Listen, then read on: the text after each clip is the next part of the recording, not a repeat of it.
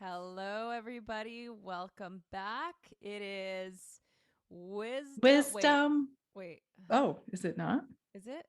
Yes, Yeah. it is Wisdom Wisdom Wednesday. Wednesday. Yeah. Yeah. We somebody actually did tell me that they were a little bit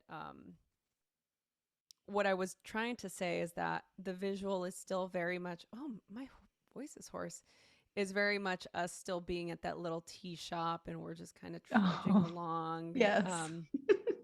Especially since we were talking about gray hair before we started recording. Yes. What I was going to say is that I've had two people respond or send feedback, air quotes, Uh-huh. about how we need to get more in sync when we say Wisdom Wednesday, that we are rhythmless was, and I quote, one person.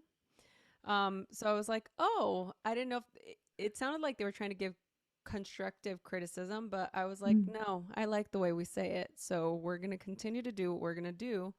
And yeah, bless. Plus, I like that it's not perfect. I mean, it's a metaphor, right? Yeah. Yeah, absolutely. I mean, think about how long it takes you. Like, Tessa and I are we talk pretty often, but think about it. If you, the listener, we only get to see you, hear you, talk to you once a week or twice a week, we have to sort of recalibrate. We have to reconnect, right? Mhm. There's a moment in time where we have to sort of catch up on all of the things, all of the happenings, the news of the world, Yeah. right? And we only say Wisdom Wednesday together once each Right. week. Yeah, if you have feedback like that, don't send it to us. Thanks. Here's a suggestion for the suggestion box. Get rid of the suggestion box. So, I'm really excited today.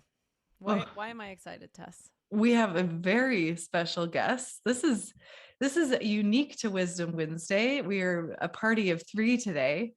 And Rosie is excited just as I am because our special guest is here with us right now. So without further ado, I will introduce this amazing human, Gerardo Gonzalez. I'm sure I have like the whitest accent.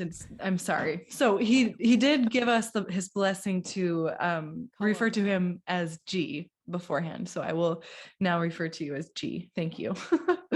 And so by way of introduction, so you'll remember this a few weeks back. We asked for submissions for folks that wanted to come on Wisdom Wednesday to either share wisdom or have a topic in mind that they wanted to discuss. And G was hands down our winner, and he has an amazing topic for us to discuss today. And he's a really interesting guy. So I'm super excited to get to know him more and for Rosie to talk to him and for the three of us to have this amazing conversation. A little bit about him. He's an immigrant, an engineer, a father of three. Wow, 7-year-old, 5-year-old, and a 2-month-old, a husband.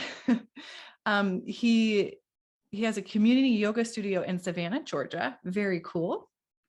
He's obsessed with experiencing a well-lived life and has looked for clues in books, travel, food, and experiences. I so empathize with that, G. Awesome. I love this. He was introduced to yoga and discovered that yoga is both a process and a tool set to enable him to live a good life. This is what got me right here. Yeah. I was just living, well, aside from him being a dad and just being a yogi and, being where he's from, I just felt like he really spoke to the avatar. I'm sorry, I didn't mean to interrupt the bio, but he's very much the avatar of who we created this show for, Yeah, I love right? that. Hi, Yeah. cat. Yeah. Just like trying to peek So in under my armpit. so yeah, I mean, do you want to continue? We can continue just introducing him, or we can just have him tell us about himself. Let's have him tell him. G, please come to the stage. Say Yeah, hello come to to our the audience. stage. Good afternoon, good morning, depends whenever you're listening. So I actually don't own a studio yet. That's kind of like one of my dreams would be to open a studio. And then which leads right to the question I had. It's like, how do I know if opening a studio fills my ego or is actually my Dharma? Oh, And I struggle with that question over, and I keep coming back to the question over and over. And I've written answers before, but then I don't know what happens. I still get stuck with the question. So maybe I haven't found the answer yet. I don't know. yeah. And he's wow, what a great voice. You have such a great voice. And you're also a teacher, right? You teach yoga. Yes, yes. I I have mean, come on. 200 hours, and I'm about to start 300 hours training next in a couple weeks. So finish in mid-August. So yeah, I go to work and I just daydream about yoga, and it's fun. It's like I'm really passionate about yoga, but I know it doesn't pay the bills. I have an engineering job which pays the bills, so kind of feels like it has some like golden handcuffs. Consider the life choices I made and where I am. But I'm trying to see if I can do both. For as long as possible, and maybe one day I'll be able to make the switch from one profession to another. Yes. Gee, Yeah. I thank you so much for saying that. You said so much, and we can spend the rest of the next hour talking about everything that you just said because I can imagine there's millions of people out there who are going through the same thing. One of the questions that G sent in that I really liked and I've been thinking about for the last week because it's something that I think about all the time. How can we figure out if what we're doing is coming from the ego or if we're following our Dharma? Sometimes they can be confused. That's what he said. Yeah. And he's bringing up this topic of what do I do? He has an engineering job that, of course, pays the bills and it's secure.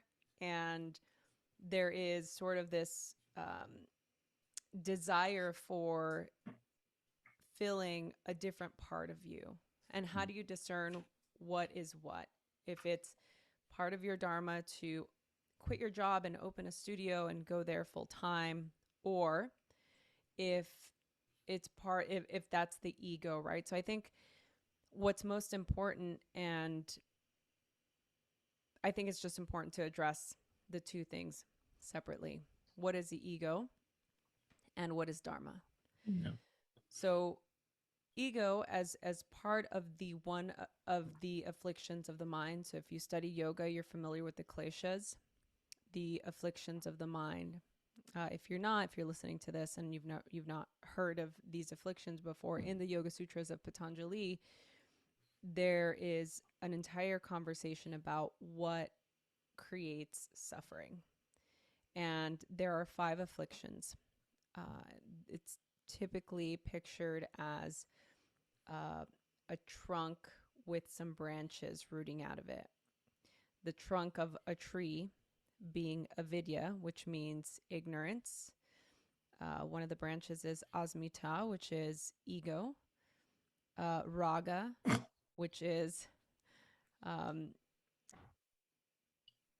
raga is the desire for wanting more pleasure, so to speak, for lack of a better term. Devesha, which is aversion, basically what I don't like, give me less of. And then there's abhinavesha, is the 5th, which is the fear of death. And the yogis believe that if if we are operating from any of these states, it's going to cause suffering, right? If we're acting from a place of ignorance, we're going to suffer. If we're acting from a place of ego, we're going to suffer. If we're operating from a place of only give me what I want in my life, I'm going to suffer. If I'm operating only from a place of just give me all of the pleasure and I don't want things that are going to disturb that, that is going to cause suffering. So I like to define ego as the little s self part of us that it has the desire for validation, that has the desire for sometimes an unsatiable type of energetic or power driven um, acquisition. Like we're trying to acquire things to feed that part of ourselves that isn't uh, serving our highest good. And the big S self is the part of us that connects to the divine, that connects to the greater good, right? That is part of our union. It's what we are connected to, this big fabric of life. And so oftentimes, whenever we do anything, like, did I write a book for my ego, or did I write a book because that was my Dharma, right? Did I create a podcast because it was my ego, or did I create a podcast because that was my Dharma? And now, Dharma being, for the purposes of this conversation, means it is your path. It is your journey, your destination, your very unique pathway to achieving enlightenment or happiness. Your The idea in different schools of yoga is that this like predestined, predetermined path has been set, and you instinctively acquire and feel certain desires to achieve that goal, to achieve that path. And when we don't adhere to those whisperings of following your path, we're taken off course. And oftentimes this causes unhappiness and, all kinds of a list of things. You become, more apt to numbing. You don't pay attention to your emotions. You don't feel your feelings. You just kind of create this really unhealthy cycle of pushing down the small whispers that are telling you where you need to go. So I hope that in defining that in a very ambiguous way, we can then come back to the question of, how do I discern? How do I discern if it's my ego that just wants the validation and wants the glory of being seen a certain way, or if I'm really, truly, genuinely following my desire?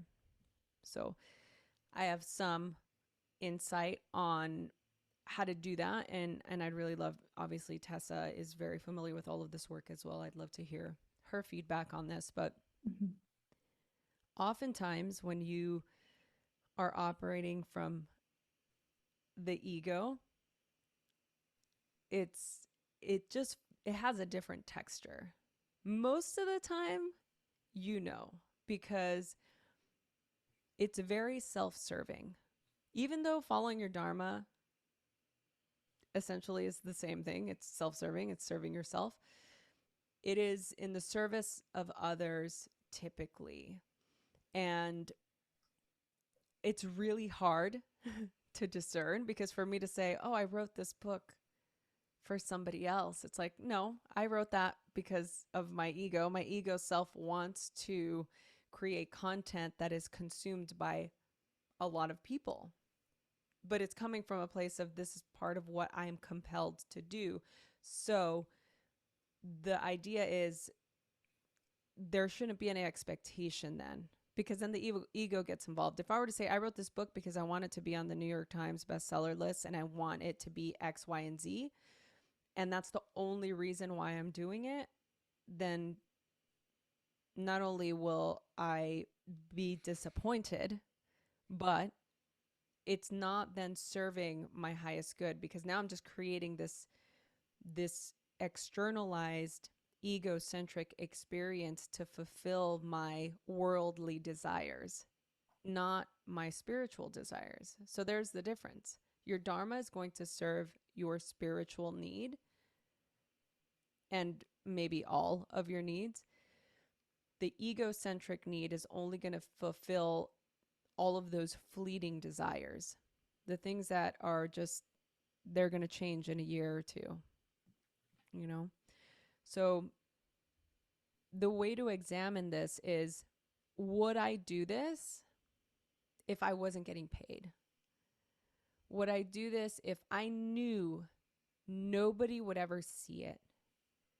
Would I do this if it didn't go anywhere past the 10 people that I know? Would I do it then? And if you say yes, then okay. Then it's a higher calling. It's something that is coming from a higher state. the book that I wrote was going to get written regardless. I had started writing that book 10 years ago. The book was going to come out. It was going to happen however it was going to happen. And with something like a studio or building a brand or starting another business that is involved with your own person, there's always a little bit of ego involved. But that's okay. There's nothing wrong with that. There's nothing wrong with having a little bit of ego in what you're doing, because everybody has their own secret sauce. Everybody has their own medicine to give to the world. The way that you teach yoga, the way that you translate this information is going to be different than Tessa. It's going to be different than me. And other people are going to receive that different. Do we not agree? Have there not been books that you've read by certain authors that some land and some don't? That doesn't mean the work is bad. It just means the work is not for you. So therein lies the difference. The big question to me when I know if I'm operating from an ego or if I'm feeling like I'm fulfilling my Dharma, it's very simple. I have a meltdown about it most of the time. It's like I start to just think about all the worst case scenarios or this or that, anything that is sort of standing in the way between me and achieving this goal or having this desire. And I let myself live it. I close my eyes, I do a meditation, and I say, okay, play it out. Play it out where everything functions to the best of the ability. You're on that New York Times bestseller list, or and you've created a successful studio, everything in your mind that you believe would be fulfilling and successful. Play the whole thing out in your mind. There's always going to be ego in whatever you do, right? But how are you going to utilize it to fuel what your purpose is, as opposed to allow the ego to take over and let the ego take the reins, so to speak? Does that make sense? Mic drop. I resonate so much with this question and this place that you find yourself in. Rosie and I have had so many conversations about that transition from a steady income, maybe a 401k, benefits, all that stuff, to the entrepreneurial world, in particular, yoga and wellness as a life path or a career. And I too always found myself struggling with this idea of, for me, it almost felt like, and I'm not sure if this is part of what the struggle is for you, G, so feel free to jump in here, but it always felt like, at least when I was starting out teaching, it felt like it was really hard for me to wrap my head around making money off of these teachings.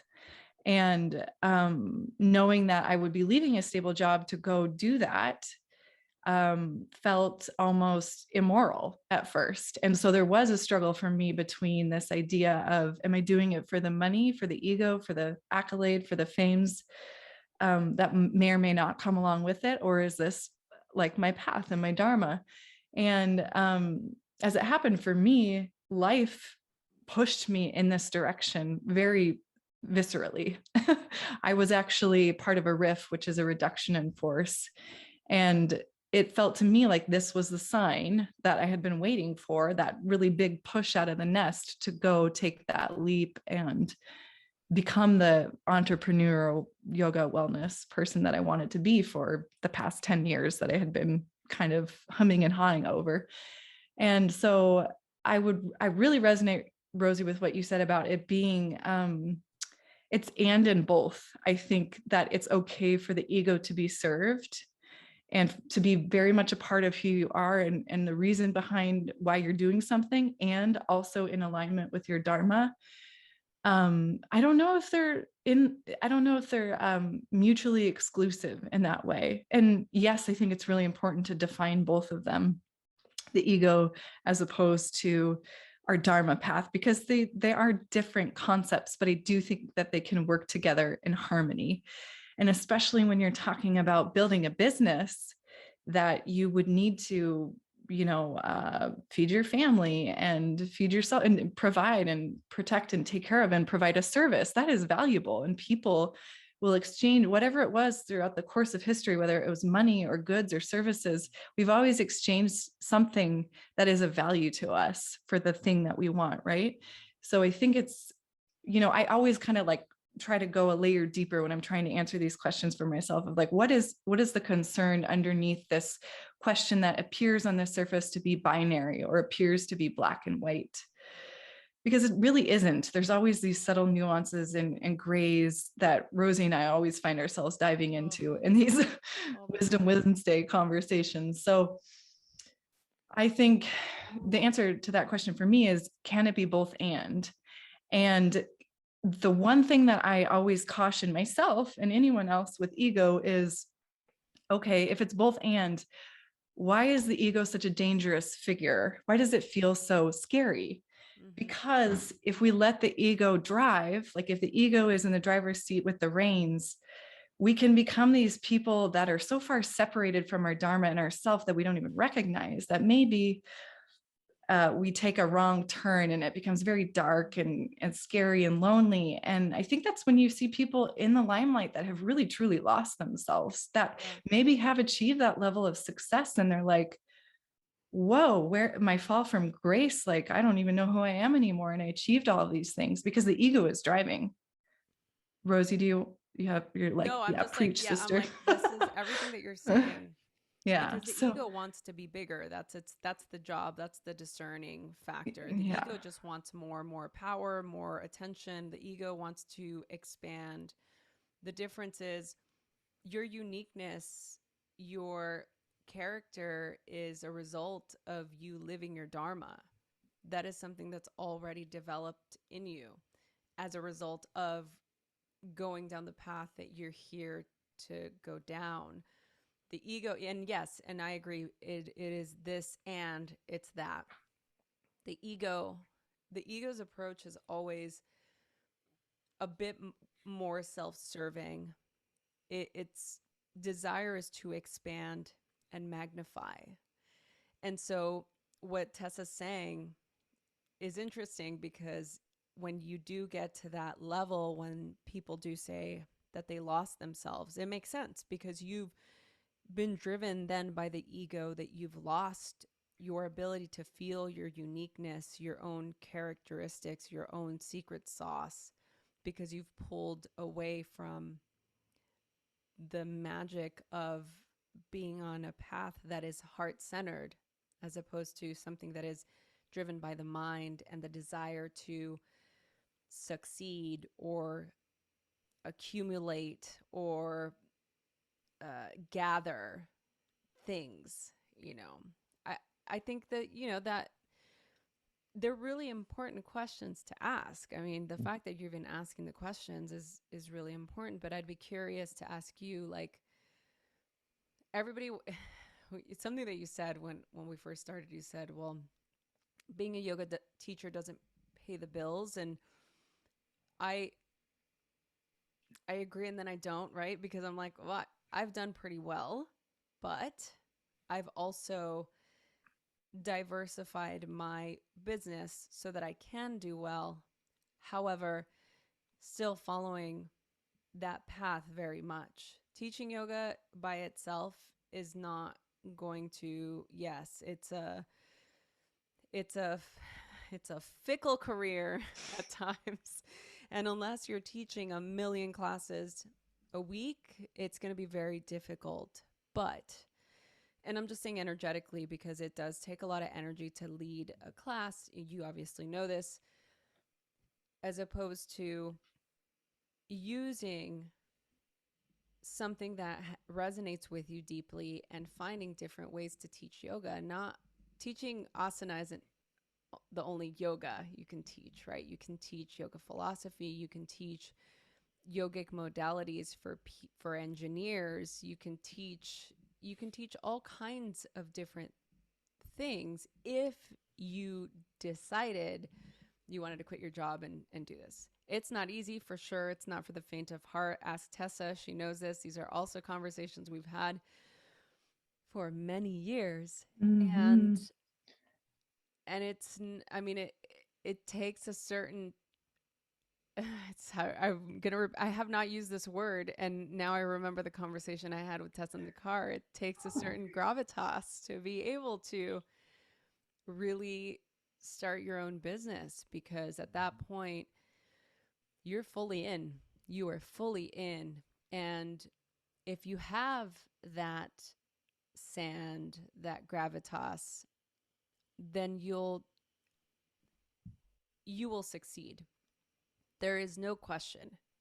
There is just you and success. The minute that you decide to take that plunge, it's you and success. There is no, well, what if? The minute you feel the doubt creep in, that's the ego coming in, and the ego decides, maybe let's pull back, or maybe let's do this. The commitment to it begins to wane. It's almost like if you have a plan A, um, people that have a plan B will never have plan A work because of the plan B. So it's almost like Mm. the way that I've learned and the way that I've done everything is just dive in. And I've done so many things that haven't worked. But at the same time, I go back to, what is my Dharma? What am I here to do? Am I still doing it? I always have to check in, because I tell myself, the moment that what I'm doing for work or career is not feeling like it's filling that part of my soul, then I know it's not something that is in alignment. Then I know, oh, this is the ego. The ego is operating here because this doesn't bring me joy. This doesn't make me happy. This doesn't feel right. Does that make sense, G? I don't know. Yeah. How's any of this stuff landing with you? Yeah, it lands. It lands. It lands. I agree with a lot of what you guys are saying, and I've come to a lot of the same conclusions. But I forget over time. And then, so one thing I'd like to add to, like, I guess little bit of history on my background. One of the, I learned a lot of things when I was in YTT, and my experience was different than everyone else's, right? Being married, Hispanic, male, in yoga teacher training, my experience was way different. And everyone kept talking about this negative self-talk that people have. And I found that like to be such a peculiar, strange thing. And I guess I've discovered that I actually have like a very well developed ego, and yoga has helped me like realize that. Basically I've discovered I wasn't a nice person, and I want to move on from there. Um, and it's true. It's like most of my life I've been an engineer, and that like I've actually on purpose tried to live my life as analytical as possible, and moving away from emotion, moving away from feeling. And it got me pretty far. Like there's a couple of memories I have, in high school, in college, and like I look at my life now, and like I shouldn't be where I am, financially. It's just like I just don't belong here. And statistically speaking, I'm on the tail end of the bell curve. And like I think its ego has helped me get there, but I can't rely on that. It's also hampering me. Like, what brought me here does not necessarily was not let me move on and like continue to develop myself as a person. So I'm like very sensitive to ego and feeding it. And the first time I came up with this question, I actually wrote an answer. I had to go through my journals to find it. And what I wrote was like, ego is temporary. It's a way to position ourselves in our life in relationship to the world. When we look back over the sum of our life, look to see what is consistent throughout our life, the quiet and the ever present, and that's like where the Dharma comes from. And like I wrote it, I completely forgot that I even wrote this. And it's like I need to keep coming back to this over and over again. So back to my healthy ego, I'll teach like a class, right? I'm not famous, I'm not a big deal. And but like after class, a student's like, gee, this was the greatest class, you're an amazing yoga teacher. And like that, like it's the biggest shot to the ego as possible. And last couple weeks ago, you're talking about luck. and how you struggled with the podcast and early on and developing, having listeners come in. But it's like you play around with vulnerability. We talk about a lot that in yoga, and even Brene Brown talks about vulnerability a lot. Instead of making it a way to protect yourself, you know, let it spill out. It's like what happens if you become vulnerable and you let it spill out, and people love you for it. Like that is kind of, I don't know. I think it's kind of dangerous. Like you're playing on the edge because then like you're being yourself, and people are loving for you. And it also reminds me of a Jay-Z lyrics. He was talking about it's called Lost Ones. It's like, it's like fame is the worst drug known to man. When you can look at the mirror and say, look, there I am. And it's like you not see what you become, which goes back to what Tessa was saying. It's like you can become famous, and like you can look in the mirror and like just be awestruck by yourself, and like you don't even know who you are anymore. And like I worry about that. I'm overtly sensitive to anything that feeds my ego. And I really have to come back to, my why. Why am I doing this? Who am I doing this for? And it's always, I get like a hit, and it's crazy, even when I'm helping somebody do something. I can help somebody do a handstand, or yeah, it was a handstand. I just helped assisted them. And when they came out of it, they were so excited.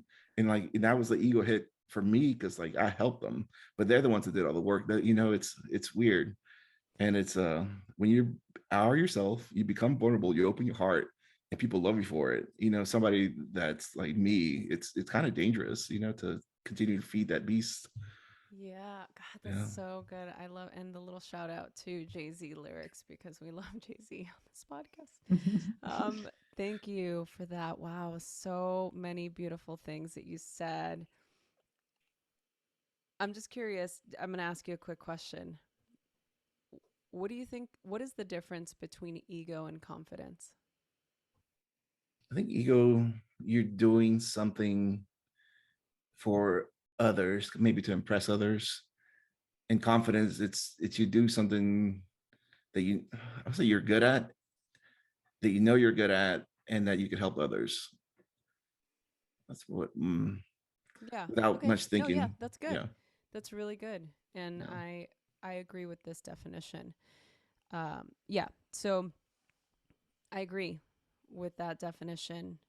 And also, I feel like your awareness of your ego, your healthy ego that you so called it, is already a step in the many steps in the right direction, because the minute you're shining a light on it, which means you're fully aware of its whereabouts. You're very aware of its location and its size. This is always good because we can then track it. We can observe, we can notice. Now, we understand that there is a difference between being confident and being egocentric. I think it's really important to have confidence, but to not let it become egocentric. So I think that for you, getting those hits from your students, everybody's going to feel good. Somebody says, "Oh, I love listening to your podcast," or "I had the best experience." Tessa's collecting testimonials for my website right now, and I'm kind of reading some of them, and I kind of have to take my time to read, because there's that, oh my goodness, like this is what, that's amazing that somebody could say something so nice about you.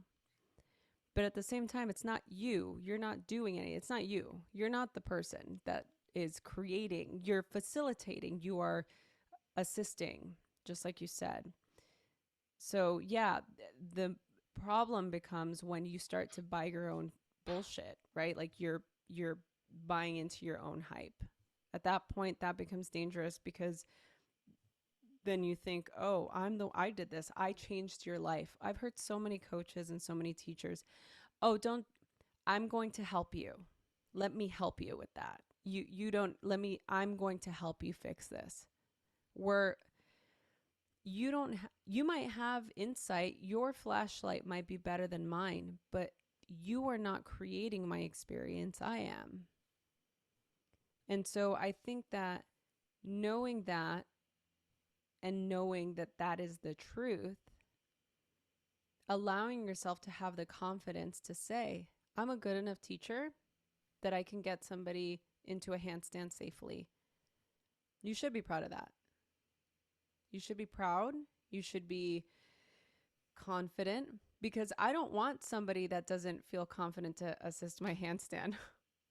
I don't want the person that's sort of self-deprecating and being like doing all the work to squash their ego and maybe a little bit of their confidence because they want to be the humble teacher. I want the teacher that's going to say, hey, this is the alignment. We're going to come to this wall right here, and you're going to put your hands down. You're going to align yourself, and then you're going to kick up with this foot, and then I'm going to hold this, and I'm going to help you up. Like, there's a difference between being confident and being egocentric. And although, look, I don't know you personally, I'm believing and I'm trusting that whatever you're telling me is true, that you're saying you have a healthy ego. But then what I see as an outsider is somebody who, say, does, and especially you're an engineer. I have two friends that went to engineering school in Mexico City, and they're both engineers, and they're two of my closest friends, and they are extremely ego-centered because they're like brilliant. And to me, I'm like, you guys are just super smart. Like, that's amazing. But it's like, there's also this air of confidence that you have, a confidence of doing something really well. And I think it's important to have that. I think it's important to be able to be secure in what you're doing, because that confidence is going to inspire somebody else to be confident. I'm sure there's been a point in your life where your healthy ego has helped somebody that didn't have one at all. And maybe you gave them the courage to do something that they wouldn't have had the confidence to do, right? So going back to what Tessa said, it's this, and it's not one or the other. I think the danger becomes when we want and have the desire for expansion in that way. All of a sudden, it's like, no, G is like the handstand master. Like, you can't do a handstand unless he's helping you, unless his assists are the only ones that will help you get into a handstand. At that point, that's a little sketch. We don't necessarily want to go there, right? It's like anybody that says that they have it all figured out, or anybody who, announces their sovereignty as a teacher or as a leader in some, in whatever respect. I always like to observe those people. It's like, okay, that's good. You have to be confident. You have to assert your voice. You have to assert yourself as an expert. But I'm just forever the student. And I just feel like there's a certain type of, or a certain sense of humility that people that have that kind of attention should always have. They should always be questioning, where is my ego right now? Where are they? Where are their whereabouts? Can I track it? Where is it? Is it staying in its place? Am I able to feel the humility of my work? Right? So I think, I don't know, that would be my advice. Tess, do you have anything? Yeah, I think the thing that keeps coming up for me around this conversation is the follow-on question that G actually wrote to us, which is, what happens if you show up authentically and people love you?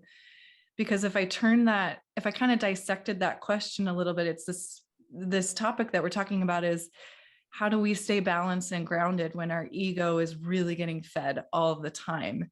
And is the underlying fear that we're scared of our own power, that stepping into our own power will make us be that person who loses ourselves in our success. And then we become the person we didn't want to be. And we depart from our Dharma, right? So again, it's the both and also addressing the practices that keep us balanced and grounded in our successes. And they're the same practices that keep us grounded and pull us back up when we fall and we fail. And they're the same practices that help us step from the darkness into the lightness, that allow us to turn that flashlight on and really see who we are. So I think as long as you have like a sounding board that keeps you grounded, you people in your life that keep you grounded, practices in your life, which it seems like you do, that keep you grounded, then I feel like that's your safety net, right? It's like your checks and balances. We need our checks and balances to keep us honest. And then the other part of that is, I always love this wisdom that it's Stoic philosophy. I believe it's from Marcus Aurelius, is the practicing the worst case scenario, because the flip side of success, what is it? Failure for me.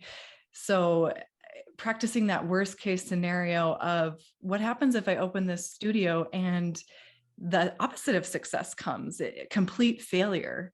And in contrast to a plan B, I think of it as just stepping into a new situation with my eyes wide open. Like, I know, maybe I fail at this. Maybe I have to go back to the corporate work world or have to go back to my engineer job because this venture isn't allowing me to provide for myself and my family in the way that I need it to. Will I be okay with that?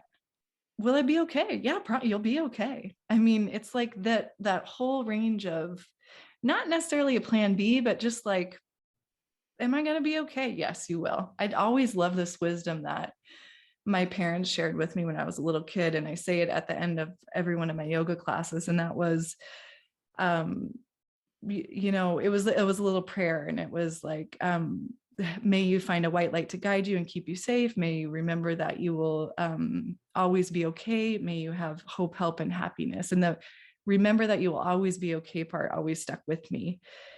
So yeah, I love that follow-on question. What happens if you show up authentically and people love you and you succeed? And also looking at it from both sides of that coin, because you talk about that double-sided coin. So I wonder if you were to dissect that question, is there a fear there? Yeah. So one of my things that I do is like I always imagine myself in my deathbed and like looking over my life, like reflecting. I mean, what the goal is to minimize as many regrets as possible, right? And so like I look back and I'm looking back at my life, and do I have regrets, or do I have like a big grin on my face saying, yeah, I did that shit? It's like that's the way I want to be, like, and I've thought about it, like, what if I open up a studio and it fails? The answer, I went through this exercise already. I have like I got it from like Tim Ferriss, and he talks about, it's like this disaster mapping, like you said, just like to think of how things can break or how things can fail. And I would be happy if that I opened the studio and it failed, because knowing that at least I gave it my best effort. I've gone through this exercise, and it's pretty rewarding, to see like, hey,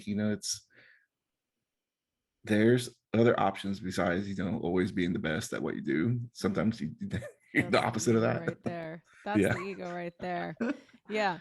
That is the key right there to identify when it's the ego. I mean, what you were saying is so beautiful, G. I totally am on board. It sounds like you are going to continue to follow your path. The soul path is Dharma.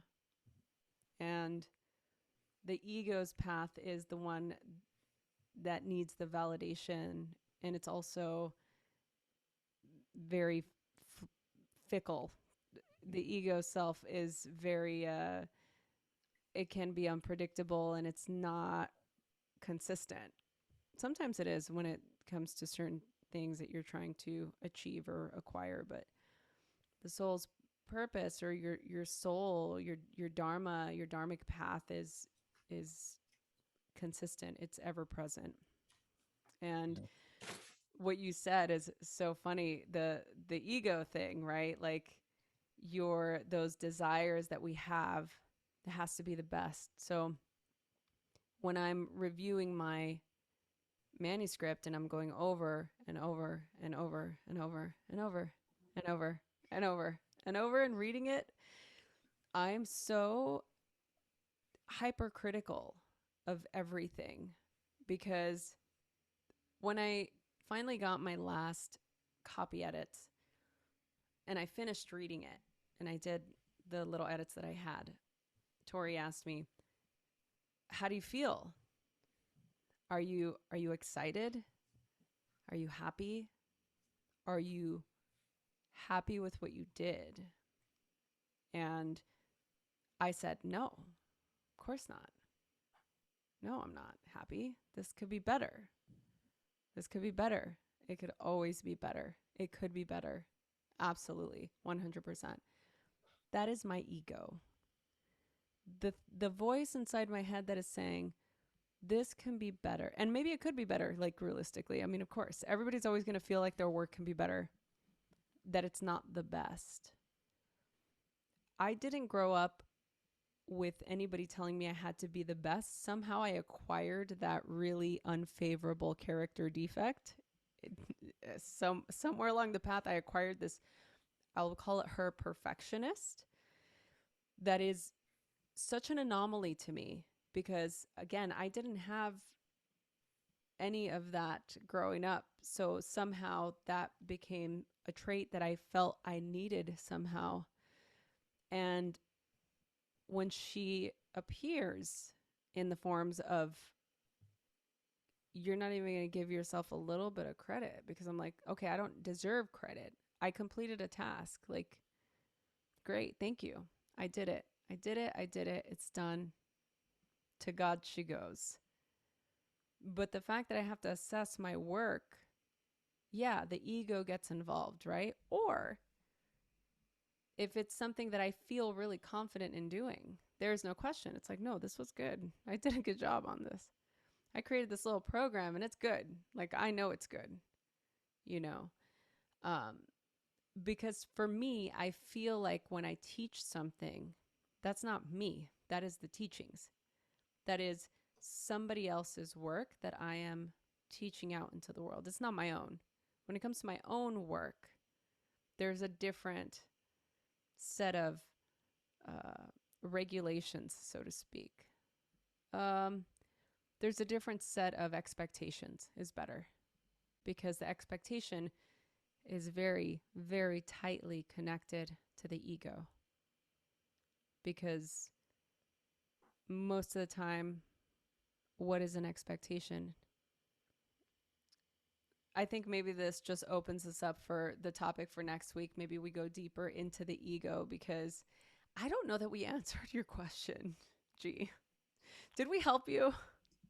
It's a tough question, and it's like I said, it's I've answered it for myself, and as time passes, I forget the answer, and I got to come back to it over and over again. The who am I doing this for? Why am I doing this? And how do I quiet all the noise and go down one level and see what's that underlying consistent themes that's existed throughout my life. So it's an iterative process that we have to do, just like everything in yoga. It's always iterative. One more layer, one more vinyasa, one more Yeah. meditation. Yeah. One more peeling back. That's all we're Yeah. doing here. We're just peeling back the layers, guys. This isn't rocket science. This is just internal, at times hellish work. Um, so thank you so much, G, for being here, for being part of our Wisdom Wednesday, and for submitting your questions, and for being our first guest on the show, like our first Wisdom Wednesday guest. We're so grateful. And those of you that are listening, we'll continue to do this just for a couple more weeks. And well, depending, maybe you guys like this. Maybe you're like, you don't. Guess who gets to pick? Tessa and I. So just for the purposes of us having options, send us your question or topic that you wish to discuss here on Wisdom Wednesday, send it to info@radicallyloved.com. Subject, Wisdom Wednesday guest. And we will look through to see if it's a topic we want to discuss. Either way, we respond to every single email. So just, send us your feedback. We love hearing from you guys. There is some really exciting stuff coming up. I was going to announce something. I'm like, I don't know when this podcast is coming out. So, yeah, I'm really excited to have had this conversation. Tess, do you have anything else you want to add? I just so appreciate, G, your question, your topic, your time. Thank you for being with us. I want to hear, like, if you make this decision, I want to hear from you. So if this helps at all, if like there's a jumping off point to your studio opening, I want to be one of the first to know. Please let us know. Yes. And we're going to add G's Instagram handle to the show notes. So if you want to give him a follow, please do. If you want to post this particular podcast episode on your Instagram stories, don't forget to tag us. And just remember that we're all on this path together. And the more that we're able to transcend from a place of not knowing to knowing, we can begin to acquire wisdom over time. I was thinking about that a lot. Maybe we can talk about that again for the next episode, but I'm so grateful. Well, thank you both so much. And I'm excited to hear. See, you guys watch these videos. They're on YouTube. They're awesome. And yeah, we will be back on Friday. We love you and have a great Wisdom Wednesday.